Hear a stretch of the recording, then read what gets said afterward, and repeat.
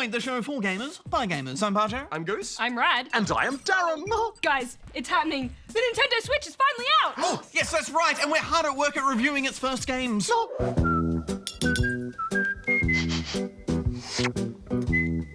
And we'll have those for you next week. A new console is always an exciting occasion. Affirmative. And it's good to see some fresh competition for the PlayStation and the Xbox. Guys, do you think this could mean a new console war? Well, I hope so, because it always means better games for everyone. Indeed. Well, coming up on the show, we tactically tap our way through Fire Emblem Heroes. I'll open the way. Plus, I've got a story for you on the FIFA Ultimate Team Championships, or FUT for short. It was very exciting. What's even more exciting is that I've got my new noob test ready. Brace yourselves for an all-new D.A.R.R.E.N's challenge.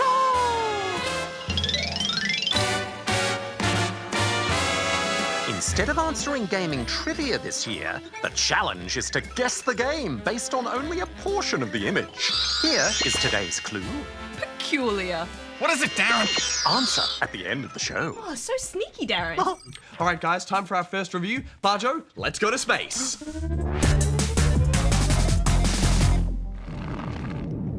Captain, enemy spotted.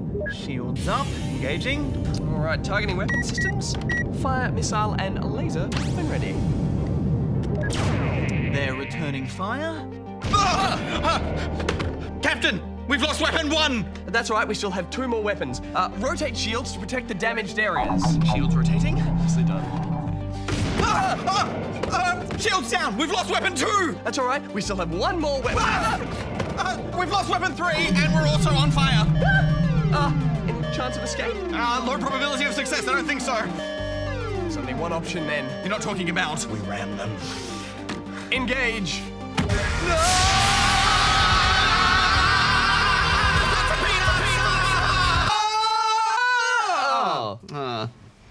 We blew up. We got exploded. Again? Yeah. Raising shield.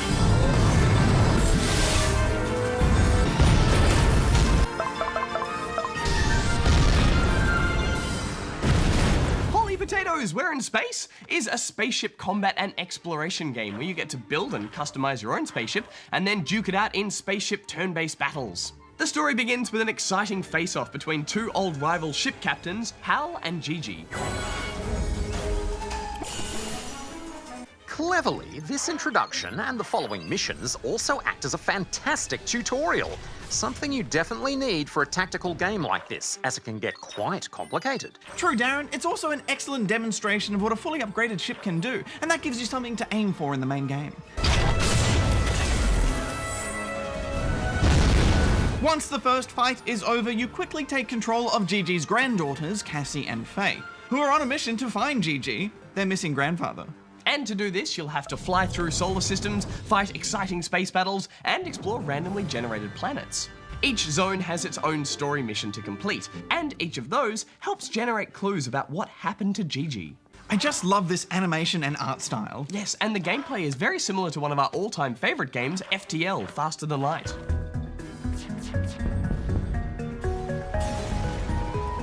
Oh, I love FTL. FTL is so good. Oh, so good. But Holy Potatoes does have a bigger focus on story, and overall, I think it just looks a lot better than FTL 2. You have a bird's eye view of your ship, and this is where you can see your crew wandering about and assign them to tasks like crafting new weapons, upgrading ship systems, or simply chilling out in the therapy room after a big fight. I love the way they wiggle. I find the wiggling disturbing. Or maybe you're just jealous, D.A.R.R.E.N., because you can't wiggle your own pasta scoop arms like that. What I like most about this game is that you have to think about stuff all the time. When you're flying from planet to planet, you need to make sure you're keeping an eye on fuel so you don't run out and get stranded. You also need to make sure you have plenty of upgrades in the works, and that you're carrying the latest gear so you stand a chance in the fights.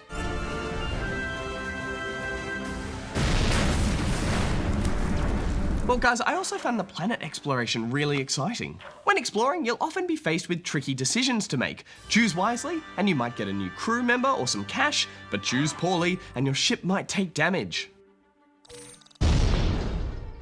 It's nice to constantly have to stop and make decisions, and that's what this game is really all about, making tough choices at every turn.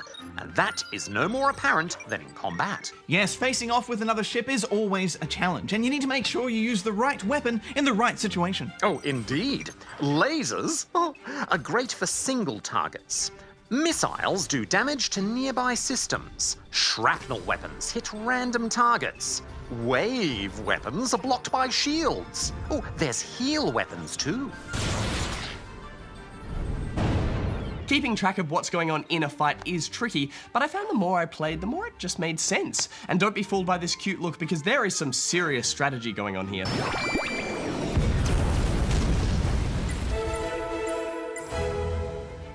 I had so much fun with this game, guys. Upgrading weapons and playing with different weapon combinations. It's everything I want from a game like this and more. I'm giving it 4.5 out of 5 rubber chickens. Yeah, it's so fun and colourful, and the story's full of witty dialogue. So I'm giving it 4 out of 5 rubber chickens. Makes me wonder, what other vegetables could you send into space? Oh, I shot a cabbage into the sun once. How did that go? It was a bit of a letdown. It took 3 years for it to get there, and by then it had gone off. Right. That's time. Playing games with friends is fun. Well played, guys. Good game. Good game. But sometimes playing against them is even better. Friendly competition can take you from your living room onto the global stage. Tonight, right here in the ABC in Sydney, a bunch of pro FIFA players are competing against each other to prove that they're some of the best in the world.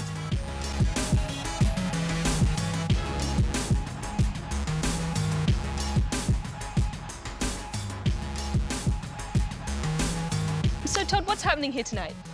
Well, we are about to start and have our final of our regional here in Sydney for the FIFA Interactive Ultimate Team Championship. What we did is we broke up the world into 3 groups. We have the Americas, we have European, and then we have Asia, Africa, Australia, New Zealand. And so that's really exciting because we have millions of people that have been trying to get to this stage. It's a huge competition, the biggest FIFA video game competition we've ever had. The competitors are broken up into 2 divisions, Xbox and PlayStation.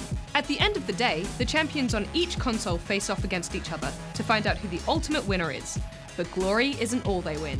Overall, we're going to be giving away $1.3 million across all competitors for the entire year. And there's never been anything like this for FIFA competitive gaming. Of the millions who competed in the FIFA Ultimate Team tournaments online, only the top 32 from our region were invited to the Sydney final. One of those talented few was Australian contender Muzza. Muzza, how long have you been playing FIFA for? I've been playing since I was about 6 years old, so about 20 years. Wow, that's a long time. Muzza has scored. He is up early, 1-0. So who did you play with growing up, and how do you feel that helped you get to where you are today? I used to play against my brothers a lot, but they got pretty sick of playing against me. I had to play against the computer for a few years until online came around, and then just started playing against anyone I could. So you've already played today. How did you feel? How did you go? Did you think that you had a home soil advantage? Because you're Australian, one of the few. Yeah, I think there is a bit of an advantage there, because a lot of people would have been jet lagged coming in. I did pretty well. I came 3rd in the Xbox Amazing. side. Yeah, I'm pretty happy with that. Congratulations. Muzza represented Australia well, but it was the Royal from Saudi Arabia who proved to be the best on Xbox. Relentless. He's absolutely relentless for the Royal. Is he onside? Oh, it's a goal! That is it. With the win, the Royal would have to face off against returning champ Mr. D.A.R.R.E.N, who carved his way to the top of the PlayStation division. So you are a returning champion. Are you feeling the pressure? Of course, it's always there is a pressure because too many people think that you're going to win it just like that. But the truth, it's totally different. You have to work very hard for it. Exactly. Yeah. When did you start playing FIFA? Oh, it's like 8 years ago. Yeah, that's quite a short time to be playing at such a professional level now. Oh yeah, but I have improved a lot, and yeah, I'm now the FIFA Ultimate Team Champion for the PlayStation 4 side. We are here in Sydney, Australia for the Season 1 Regional Final, where we're going to see the best from the Xbox division and the best of the PlayStation division go at it for $30,000 and the crown as the regional champion. Oh, he needs to go attacking. He needs to throw everything at him if he's got any chance of winning this cross-console final. Making 8 saves, and that made all the difference. What a turnaround for that man, the Royal. He is the champion. So what advice would you have for spawnlings who are interested in getting into the pro scene? Well, I think the first thing is to find a game that you're really passionate about. and start playing it. Watch what the pros are doing. Watch how they, succeed, and then just start playing. And if you're really good, you'll raise up the ranks and leaderboards, and it's a really great way to get involved. And hopefully, if you're good enough, you'll end up, here in Sydney.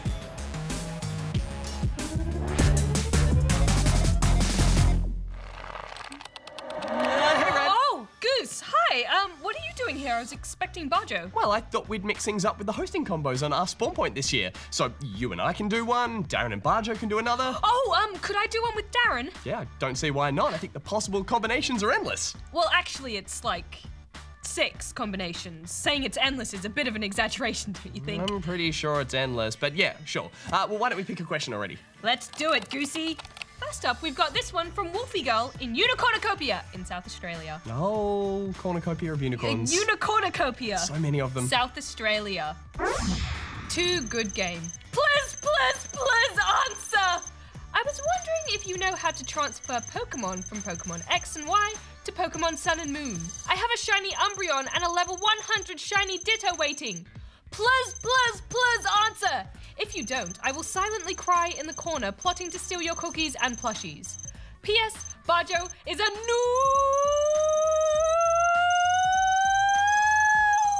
noob! Brad, can you please say these? Woo! Woo! Ah, Wolfie Girl, I do indeed know how to transfer your Pokemons from X and Y to Sun and Moon.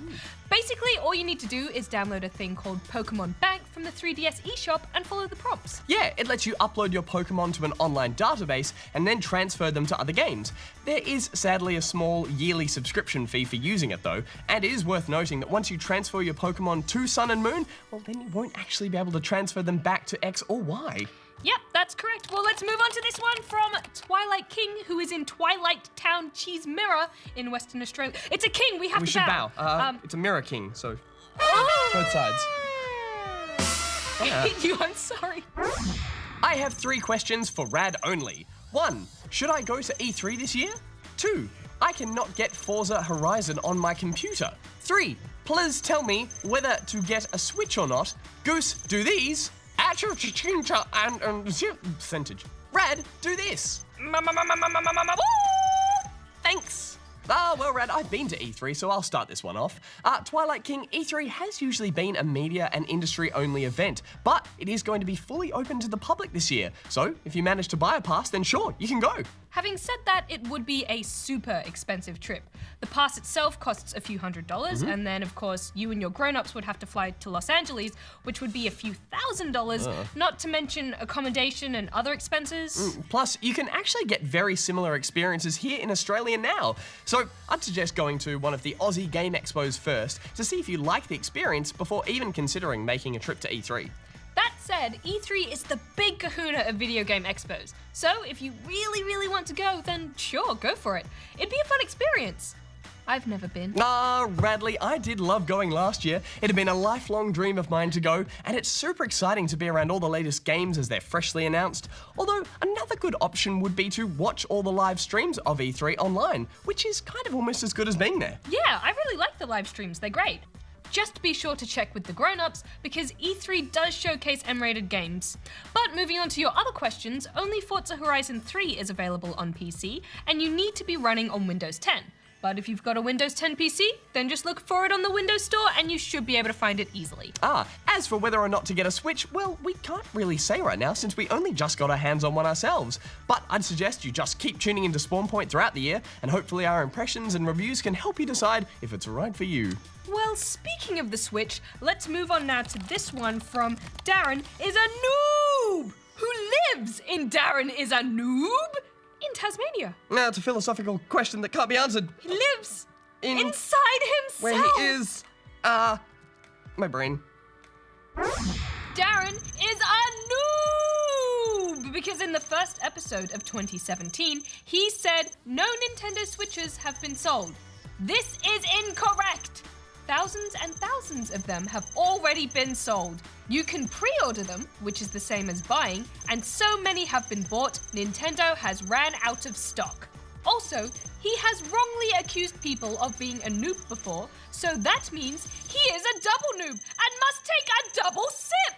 Ooh, double sip. Looks like Darren's gonna cop it this time. Oh, busted custard! Let's see what he has to say for himself. Hey, Darren. Oh, hello, Brad. How can I help? Well, mister, this spawnling claims to have busted you being a little bit of a noob.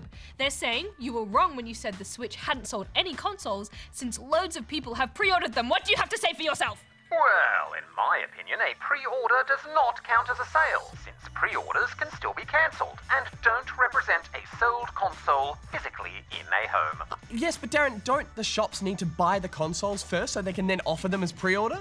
Well, that is true. I will admit consoles sold to shops. That does count as a certain kind of sale, but I was referring to the number of consoles physically sold to people, which was 0 until launch day, pre-ordered or not. Sounds like a whole pantload of excuses to me, Darren. But I guess I can see your point. You're off the hook. As if there was any doubt.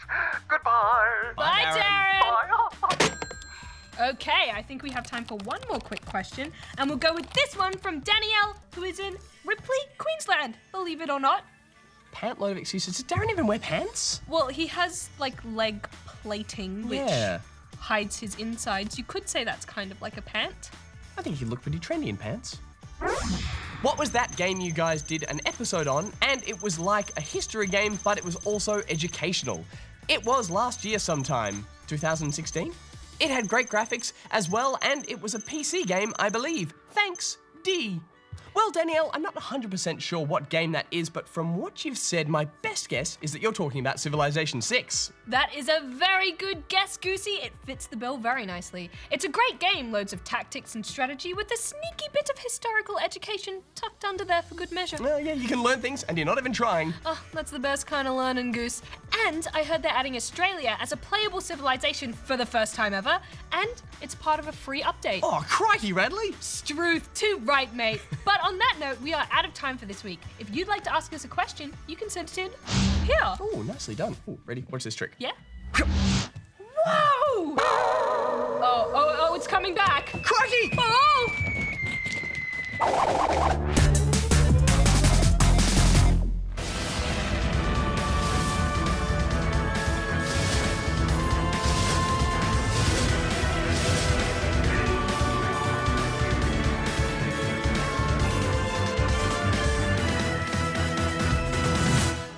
Fire Emblem Heroes is one of the first Nintendo games to make it to mobiles and tablets, and I think we're going to see a lot of Ninty games going mobile this year, Rad. Yes, definitely. I had actually never played a Fire Emblem game before this one, but I have to say I'm 150% on board. Such strats. If you've also never played a Fire Emblem game, well, they're basically a role-playing game version of chess.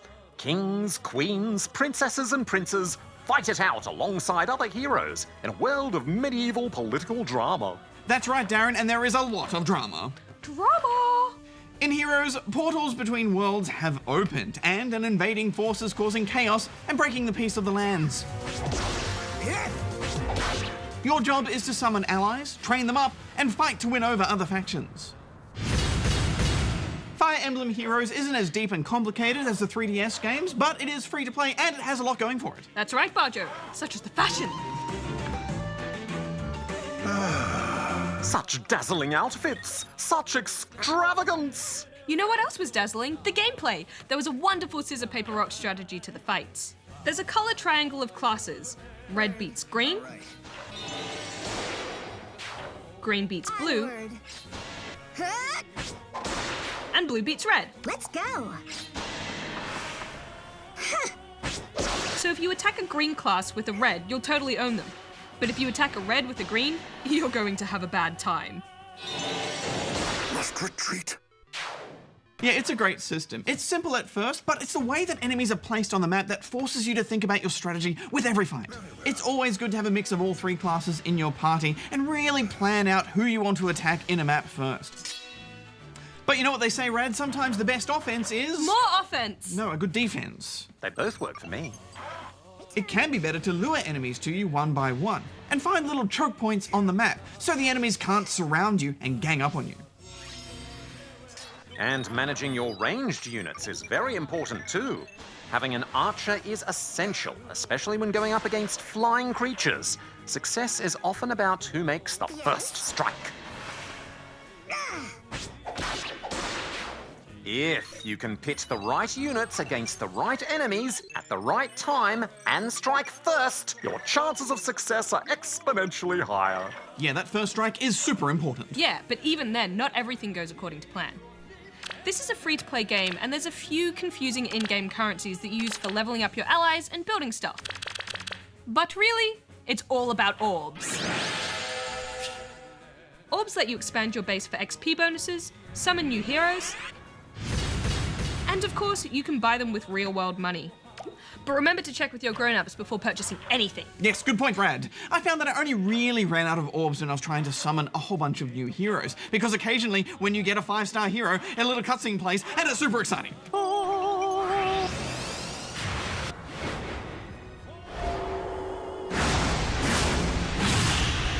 Who are you? 5 stars. 5-star.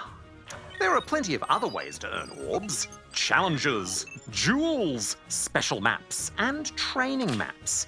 Let's go. As the game gets more difficult around Chapter 4, you'll start to use orbs more and more. But the tricky thing with this game's free-to-play model is the stamina bar. Yes, playing maps costs stamina. If you run out and you're also out of orbs, you can't play the game until the stamina bar replenishes itself. When we reviewed the game, it had just launched, so there were heaps of bonuses and it wasn't such a problem. But the more we played the game, the harder it got and the quicker the stamina ran out. Yes, it's always weird when you load a video game to play the video game and it will not let you play it. But maybe it's not such a big deal in the long run, and this isn't really the sort of game I would play for 10 hours straight anyway. It's perfect for a quick bus ride or waiting for a cheese toasted sandwich to toast. Rad. Bajo, final thoughts? I really enjoyed this overall. I loved the animation style, and there's enough strategy in the fights to keep on having one more go. I'm gonna give it 4 out of 5 rubber chickens. I do like this, but I do like the 3DS games much more. They just have a lot more tension in the fight, and every decision you make is more important and has real consequences. This is much lighter in theme and gameplay, but I didn't mind that. It's a fantastic entry into the series, and I love the touchscreen interface. I'm giving it 4 out of 5 rubber chickens as well. And how good is that title screen music? Oh, so good. So inspirational. So motivational. Pump it for us, Darren.